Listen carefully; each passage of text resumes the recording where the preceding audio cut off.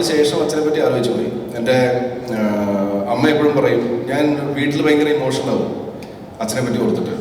അമ്മ എപ്പോഴും പറയും, എടാ അച്ഛൻ ജീവിച്ചിരുന്ന അത്രയും കാലം സന്തോഷവാനായിരുന്നു. നിന്റെ ഒരു നല്ല സിനിമ തീവണ്ടി കണ്ടിട്ടാണ് അച്ഛൻ മരിച്ചത്. അച്ഛന് ചേർത്തലയിൽ ചിത്രാഞ്ജലി പോയിട്ട് ടിക്കറ്റ് കിട്ടാഞ്ഞിട്ട് പാരഡൈസിൽ പോയി നോക്കിയപ്പോൾ അവിടെ ഹൗസ്ഫുള്ള്. ആ സന്തോഷത്തിലാണ് അച്ഛൻ പോയിരിക്കുന്നത്. അപ്പോൾ അതുകൊണ്ട് നീ വിഷമിക്കണ്ട. ശരിയാണ്, അച്ഛൻ നല്ലപോലെ ഇരുന്നപ്പോൾ തന്നെ പോയി എന്നൊക്കെ അമ്മ പറയും. അതുകൊണ്ട് നീ സന്തോഷിക്കുക, അച്ഛൻ ബെഡ് റിട്ടേൺ ആയിട്ടല്ല പോയത്. അതൊക്കെ ശരിയാണ്, പക്ഷേ എൻ്റെ അച്ഛൻ പോയില്ലേ, അതാണ് എൻ്റെ വിഷമം. അപ്പോൾ അച്ഛൻ ഈ ദിവസം ജീവിച്ചിരിപ്പില്ലല്ലോ. അമ്മ ഇന്ന് രാവിലെ പറഞ്ഞപ്പോൾ 21 വർഷത്തെ പ്രാർത്ഥന എന്ന് പറഞ്ഞപ്പോൾ അച്ഛനെ പ്രാർത്ഥിക്കുമായിരുന്നു. അപ്പോൾ അത്രയും എനിക്ക് വേണ്ടി പ്രാർത്ഥിച്ച ഒരാളിന്നില്ല എന്ന് പറയുമ്പോഴത്തേക്ക് അതിൻ്റെ ഒരു ഇമോഷൻ എനിക്ക് കൺട്രോൾ ചെയ്യാൻ പറ്റില്ല.